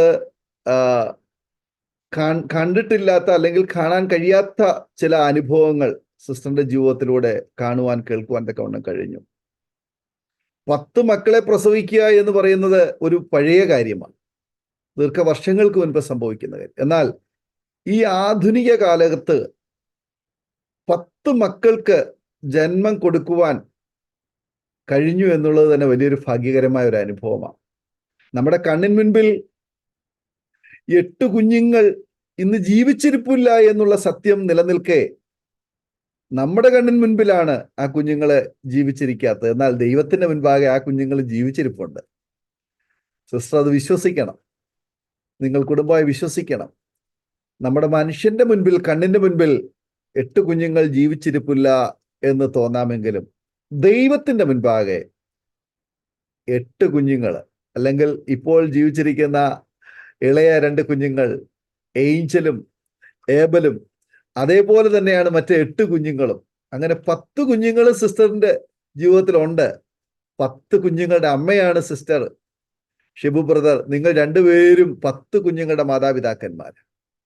സ്തോത്രം. ദൈവം നിങ്ങളെ അനുഗ്രഹിച്ചിരിക്കുന്നത് ഓർത്ത് ഞാൻ ദൈവത്തിന് സ്തോത്രം ചെയ്യുന്നു. അതിന് കൊടുക്കേണ്ടി വന്ന വില, കടന്നു പോകേണ്ടി വന്ന കഷ്ടതകൾ വളരെ വലുതായിരുന്നു. അത് അനുഭവിച്ചവർക്ക് മാത്രമേ മനസ്സിലാക്കാൻ കഴിയത്തുള്ളൂ. ഇത് പറയുന്ന എനിക്കോ, ഞങ്ങളെ ശ്രവിക്കുന്ന കേൾവിക്കാർക്കോ അത് കേട്ട് അവരങ്ങ് മറന്നു പോകും. പക്ഷേ പ്രിയ കുടുംബം കടന്നുപോയതായ വേദനാജനകമായ ഒരുപാട് അനുഭവങ്ങൾ പരിമിതമായ സമയത്തിനുള്ളിൽ പങ്കുവയ്ക്കുകയുണ്ടായല്ലോ. അപ്പോൾ തന്നെ ജീവിത പങ്കാളി ഷിബു ബ്രദർ പെട്ടെന്നുണ്ടായ ചില ശാരീരിക ആരോഗ്യ പ്രശ്നങ്ങൾ നിമിത്തം ഹോസ്പിറ്റലൈസ് ആകുകയും ഗുരുതരമായ ആ ട്രീറ്റ്മെന്റ്, അല്ലെങ്കിൽ ആ രോഗത്തിന് അടിമയായി ട്രീറ്റ്മെന്റുകൾക്ക് വിധേയപ്പെട്ട് മരണത്തിലേക്ക് വീഴുന്ന ആ ഒരു രംഗമൊക്കെ പറഞ്ഞു. മരണത്തിൽ നിന്നും മടക്കി വരുത്തുവാൻ, ജീവനെ നിലനിർത്തുവാൻ കഴിവുള്ള നമ്മുടെ ദൈവത്തിൽ ആശ്രയിച്ചപ്പോൾ ആ ദൈവീയ വിടുതൽ അനുഭവിപ്പാനും അവിടെയും കഴിയും. അങ്ങനെ 2 കാര്യമാണ് സിസ്റ്റർ പ്രധാനമായിട്ട് എടുത്തു പറഞ്ഞത്. ആമേന്. 8 കുഞ്ഞുങ്ങൾ നഷ്ടപ്പെട്ടു, ജീവിത പങ്കാളിയും നഷ്ടപ്പെട്ടു. ആമേൻ. ആ ജീവിത പങ്കാളിയെ കർത്താവ് മടക്കി തന്നു. വീണ്ടും 2 കുഞ്ഞുങ്ങളെ ജീവനോടെ, ആരോഗ്യത്തോടെ ഇന്ന് ആമേനെ ദൈവം ദാനമായി തന്നു. ആമേൻ. നിങ്ങൾ കുടുംബമായി സന്തോഷത്തോടെ കർത്താവിന് വേണ്ടി പ്രയോജനപ്പെട്ടുകൊണ്ടിരിക്കുന്നു എന്നറിഞ്ഞുവാൻ ഇടയായി തീർന്നതിൽ ഒത്തിരി സന്തോഷമുണ്ട്. കർത്താവിന്റെ ദാസി റീജ സിസ്റ്ററിനെയും ഷിബു ബ്രദറിനെയും ഏഞ്ചൽ മോളെയും ഏബൽ മോനെയും, നിങ്ങൾ 4 പേരെയും ദൈവം ആത്മീയമായും മാനസികമായും എല്ലാ മേഖലകളിലും സൗഖ്യത്തോടെ, ആരോഗ്യത്തോടെ ദൈവം കാത്തു സൂക്ഷിക്കട്ടെ എന്ന് ഞങ്ങൾ ആശംസിക്കുന്നു, പ്രാർത്ഥിക്കുന്നു. ജീവിതത്തിൽ കഷ്ടതകൾ കടന്നു വരുമ്പോൾ സ്വാഭാവികമായി മനുഷ്യനുണ്ടാകുന്ന ഡിപ്രഷൻ, ഉറക്കം വരാത്ത രാവുകൾ, ഉറക്ക ഗുളികകളെ ആശ്രയിച്ച് ജീവിക്കുന്ന നാളുകളൊക്കെ കടന്നു വന്നപ്പോൾ ദൈവത്തില് ആശ്രയിക്കുവാൻ, കർത്താവിന് വേണ്ടി ജീവിക്കുവാൻ തീരുമാനമെടുത്ത് സമർപ്പിച്ചു കഴിഞ്ഞപ്പോൾ വലിയ ദൈവപ്രവൃത്തി ജീവിതത്തിലേക്ക് കടന്നു വരുവാനിടയായി. ലാസറിന്റെ കുടുംബത്തിൽ ലാസറിനെ മടക്കി വരുത്തിയപ്പോൾ, ജീവിപ്പിച്ചപ്പോൾ ആ കുടുംബത്തിലുണ്ടായ സന്തോഷം പോലെ ഇന്ന് റീജ സിസ്റ്ററിന്റെ മുഖത്ത് ആ സന്തോഷം കാണുകയാണ്. ആ കുടുംബത്തിൽ നിന്ന് ആ സന്തോഷം കാണുകയാണ്. ദൈവം നിങ്ങളെ അനുഗ്രഹിക്കട്ടെ. ഞങ്ങളെ കേട്ടുകൊണ്ടിരിക്കുന്ന മാന്യപ്രേക്ഷകരെ, ഒരുപക്ഷെ ഈ സാക്ഷി നിങ്ങൾ കേട്ട് കഴിഞ്ഞപ്പോൾ നിങ്ങൾ ചിന്തിക്കുന്നുണ്ടാവാം, ഇത് എൻ്റെ അനുഭവമാണ്. എനിക്ക് കുഞ്ഞുങ്ങളെ നഷ്ടപ്പെട്ടു, ഒന്നിലധികം കുഞ്ഞുങ്ങളെ നഷ്ടപ്പെട്ടു. തലമുറകളില്ലാതിരിക്കുന്ന, ഒരുപാട് ചികിത്സകൾ ചെയ്ത് കുഞ്ഞുങ്ങൾക്ക് വേണ്ടി കാത്തിരിക്കുന്ന യുവതി യുവാക്കന്മാർ, മാതാപിതാക്കന്മാർ, പ്രിയപ്പെട്ടവർ ഒക്കെ ഞങ്ങളെ കേൾക്കുന്നുണ്ടാവാം. എന്നാൽ നിങ്ങളുടെ ജീവിതത്തിൽ നിങ്ങൾക്ക് ആശ്വാസമായി, അത്താണിയായി നിങ്ങളെ ആശ്വസിപ്പിക്കുവാൻ നമ്മുടെ ദൈവത്തിന് കഴിയും. മനുഷ്യൻ നമ്മളെ നിന്ദിക്കും, പരിഹസിക്കും, നമ്മളെ എല്ലാ നിലയിലും അവഗണിക്കുവാനിടയായി തീരുമ്പോൾ കൂടെ ഇരിക്കുന്ന ഒരു കർത്താവുണ്ട്. വൈദ്യശാസ്ത്രത്തിന് ഒരു പരിധിയുണ്ട്, നമ്മുടെ പ്രിയപ്പെട്ടവർക്ക് ഒരു പരിമിതിയുണ്ട്. എന്നാൽ പരിധി കൂടാതെ അപ്പുറത്തേക്ക് നമ്മോടൊപ്പം സഞ്ചരിക്കുവാൻ കഴിവുള്ള ഒരു ദൈവം നമുക്കുണ്ട്. ആകയാൽ ആ ദൈവം നിങ്ങളെയും ആശ്വസിപ്പിക്കുവാൻ, നിങ്ങൾക്ക് തലമുറകളെ തരുവാൻ, നിങ്ങളെ സൗഖ്യമാക്കുവാൻ, മടക്കി വരുത്തുവാൻ ശക്തനാണെന്ന് വിശ്വസിക്കുവാൻ തയ്യാറാകൂ. കർത്താവ് നമ്മെ എല്ലാവരെയും സ്നേഹിക്കുന്നു. നമുക്കൊരുമിച്ച് പ്രാർത്ഥിക്കാം, ആ ദൈവ സാന്നിധ്യത്തിലേക്ക് അടുത്ത് വരാം. കർത്താവെ, ഇന്ന് കേൾപ്പിച്ച ആ നല്ല സാക്ഷ്യം, നല്ല വചന ചിന്തകൾ ഞങ്ങളുടെ ഓരോരുത്തരുടെയും ജീവിതത്തിൽ അനുഗ്രഹമായി തീരണമേ. കർത്താവെ, ഞാനിതാ എന്നെ തന്നെ സമർപ്പിക്കുന്നു. അവിടുത്തെ ഹിതം എൻ്റെ ജീവിതത്തിൽ വെളിപ്പെടണമേ എന്ന് നമുക്ക് പ്രാർത്ഥിക്കാം. ദൈവനാമം നമ്മിലൂടെ മഹിമപ്പെടട്ടെ. നമുക്കൊരുമിച്ച് സ്തോത്രം ചെയ്ത് പ്രാർത്ഥിക്കുമ്പോൾ അരോമ ടിവിയുടെ പ്രേക്ഷകർക്ക് വേണ്ടി കർത്താവിൻ്റെ ദാസി റീജ ഷിബു ഒരു വാക്കില് ഈ സമയം ദൈവത്തിന് പ്രാർത്ഥിക്കും. എല്ലാ പ്രിയപ്പെട്ടവരും പ്രാർത്ഥിച്ചാൽ. സ്തോത്രം. സ്തോത്രം. നിത്യനായ ദൈവമേ, സ്വർഗ്ഗപിതാവേ, ഈ നല്ല ദിവസത്തിനായി ഞങ്ങൾ അങ്ങേ സ്തുതിക്കുന്ന അപ്പാ, സ്തോത്രം ചെയ്യുന്നു. ഞങ്ങൾക്ക് കർത്താവേ, അങ്ങയുടെ സന്നിധിയിൽ അല്പസമയം ഇരിപ്പാൻ നീ തന്ന നല്ല ഭാഗ്യത്തിനായി സ്തോത്രം. ഒരു ദിവസം കൂടെ ഞങ്ങളുടെ ജീവിതത്തിൽ അവിടെ ദാനമായി തന്ന കൃപയ്ക്കായി സ്തോത്രം കർത്താവേ. അരോമ ടിവിയിലെ എല്ലാ പ്രേക്ഷകരെയും കർത്താവിന്റെ സന്നിധിയിലേക്ക് ഞങ്ങൾ സമർപ്പിച്ച് പ്രാർത്ഥിക്കുന്നു. ഞങ്ങളെ ശ്രമിച്ചതായ എല്ലാ വ്യക്തി ജീവിതങ്ങളെയും കർത്താവെ സമർപ്പിക്കുന്നു. ആരെങ്കിലും എന്തെങ്കിലും ഭാരത്താലോ പ്രയാസത്താലോ രോഗത്തിലോ മനോവിഷമത്തിലോ കുടുംബജീവിതത്തിലെ പ്രശ്നങ്ങളാലോ ഭാരപ്പെടുന്നവരുണ്ടെങ്കിൽ, ഞങ്ങൾ കർത്താവെ മനുഷ്യരോട് പറയുവാൻ ബുദ്ധിമുട്ടുള്ളതായ പ്രയാസങ്ങളുമായിട്ട് ആരെങ്കിലും ഞങ്ങളെ കേൾക്കുന്നുണ്ടെങ്കിൽ കർത്താവെ, നീ അവിടുന്ന് വാസ്തവമായി ഇടപെടുമാറാകണമേ എന്ന് പ്രാർത്ഥിക്കുന്നു. ആ ദിവ്യമായ സമാധാനം ഓരോ വ്യക്തി ജീവിതങ്ങളുടെ മേലും കർത്താവ് കൊടുക്കുമാറാകണമേ. എന്നെ വിടുവിച്ച ഒരു ദൈവം, എന്നെ സൗഖ്യമാക്കിയ ഒരു ദൈവം, എന്നെ ഉയർപ്പിച്ച ഒരു ദൈവം, എന്റെ നിന്നയെ മാറ്റിയ ദൈവം, എന്റെ ശൂന്യതകളെ മാറ്റിയ ദൈവം ഓരോ വ്യക്തി ജീവിതങ്ങളെയും തൊട്ട് കർത്താവെ നീ മാനിക്കുമാറാകണമേ. ഓരോരുത്തരുടെ ആവശ്യങ്ങളിൽ കർത്താവ് കൂടെ ഇരിക്കുമാറാകണമേ. രോഗങ്ങളായിട്ടുണ്ടെങ്കിൽ കർത്താവ് രോഗക്കിടയ്ക്കൊക്കെയും മാറ്റി വിരിക്കണമേ. കർത്താവെ, ആ ഗിലെയാദിലെ തൈലം ഒന്ന് തളിച്ച് പൂർണ്ണ സൗഖ്യത്തെ കൊടുക്കുമാറാകണമെന്ന് പ്രാർത്ഥിക്കുന്നു. ആരെങ്കിലും ഡിപ്രഷനിലൂടെയോ മാനസികമായ മറ്റു പ്രയാസങ്ങളിലൂടെ കടന്നു പോകുന്നുണ്ടെങ്കിൽ കർത്താവിന്റെ ദിവ്യമായ സമാധാനം പരിശുദ്ധാത്മാവിലൂടെ കൊടുത്തു കർത്താവെ അവിടെ നയിക്കുമാറാകണമെന്ന് പ്രാർത്ഥിക്കുന്നു. തലമുറകൾ നഷ്ടപ്പെട്ടവര്, തലമുറകൾ ഇല്ലാതെ ഭാരപ്പെടുന്ന ഓരോ വ്യക്തി ജീവിതങ്ങളെയും ഞങ്ങൾ സമർപ്പിക്കുന്നു. കർത്താവെ, ഞങ്ങളുടെ ശൂന്യതകളെ മാറ്റിയ ദൈവമേ, ഓരോ വ്യക്തി ജീവിതങ്ങൾക്ക് നന്മകളെ കൊടുത്ത് അനുഗ്രഹിക്കുമാറാകണമേ. കർത്താവിലുള്ള വിശ്വാസത്തിൽ വളരുവാൻ ഓരോരുത്തരെയും അവിടെ സഹായിക്കുമാറാകണമെന്ന് പ്രാർത്ഥിക്കുന്നു. അരോമ ടിവിക്ക് വേണ്ടി, ചാനലിന് വേണ്ടി ഞങ്ങൾ പ്രാർത്ഥിക്കുന്നു. പ്രത്യേകിച്ച് കർത്തൃദാസിനെയും കുടുംബമായി സമർപ്പിച്ച് പ്രാർത്ഥിക്കുന്നു. നിന്റെ മക്കളോട് നടക്കുന്ന എല്ലാ ശുശ്രൂഷകളെയും കർത്താവ് അവിടുന്ന് മാനിക്കുമാറാകണമേ.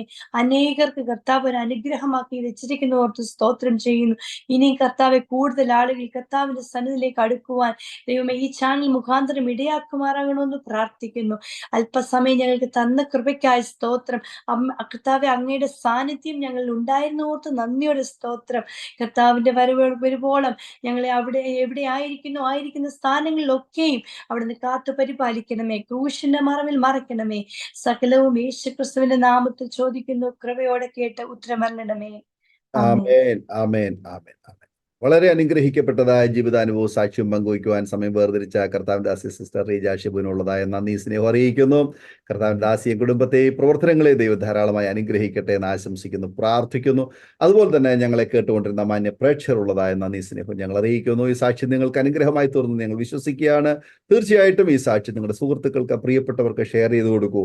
അവരും കേൾക്കട്ടെ, അനുഗ്രഹിക്കപ്പെട്ട അതിലൂടെ ദൈവനാമം മഹിമപ്പെടുവാനിടയായി തീരും. മാത്രമല്ല, നിങ്ങളുടെ വിലയേറിയ അഭിപ്രായങ്ങളും നിർദ്ദേശങ്ങളും കമന്റ് ബോക്സിൽ രേഖപ്പെടുത്താവുന്നതാണ്. അതുപോലെ തന്നെ നിങ്ങളുടെ പ്രാർത്ഥനാ വിഷയങ്ങളെ സ്ക്രീനിൽ കാണുന്ന വാട്സപ്പ് നമ്പറിൽ വാട്സപ്പിലൂടെ അയക്കാവുന്നതാണ്. ഞങ്ങൾ നിങ്ങൾക്ക് വേണ്ടി പ്രാർത്ഥിക്കാം. അടുത്ത അനുഗ്രഹിക്കപ്പെട്ട ഒരു സാക്ഷ്യവുമായി വീണ്ടും കാണുമ്പോഴേ എല്ലാ പ്രിയപ്പെട്ടവർക്കും good bye. God bless you all. Amen. ഓർമ്മയുടെ മനോരഥത്തിൽ മായാത്ത ഓർമ്മയ്ക്കായി അരോമ മാട്രിമോണിയിൽ നിന്നും ജീവിത പങ്കാളിയെ കണ്ടെത്തൂ. നിങ്ങൾ ഒരു ക്രിസ്തീയ ജീവിത പങ്കാളിയെ അന്വേഷിക്കുകയാണോ? അതോ മക്കൾക്ക് അനുയോജ്യമായ ഒരു തക്ക തുണയ്ക്ക് വേണ്ടി പ്രാർത്ഥിക്കുന്ന വ്യക്തിയാണോ? എങ്കിൽ അരോമ മാട്രിമോണി നിങ്ങൾക്ക് വേണ്ടിയാണ്. ഇന്നു തന്നെ സൗജന്യമായി രജിസ്റ്റർ ചെയ്യൂ. അരോമ മാട്രിമോണിയുടെ പ്രത്യേകതകൾ: രജിസ്ട്രേഷൻ തികച്ചും സൗജന്യം. ലോകത്തെവിടെയുമുള്ള അനുയോജ്യമായ ക്രിസ്തീയ ജീവിത പങ്കാളിയെ തിരഞ്ഞെടുക്കാം. വിവാഹം നടക്കുന്നതുവരെ സർവീസ് ലഭിക്കുന്നു. ഏറ്റവും ചെറിയ പാക്കേജുകളും തിരഞ്ഞെടുക്കാം. അരോമ മാട്രിമോണി നിങ്ങൾക്കായി ഒരുക്കുന്നു വിവാഹം പരമാനന്ദം. Email aroma matrimony2020@gmail.com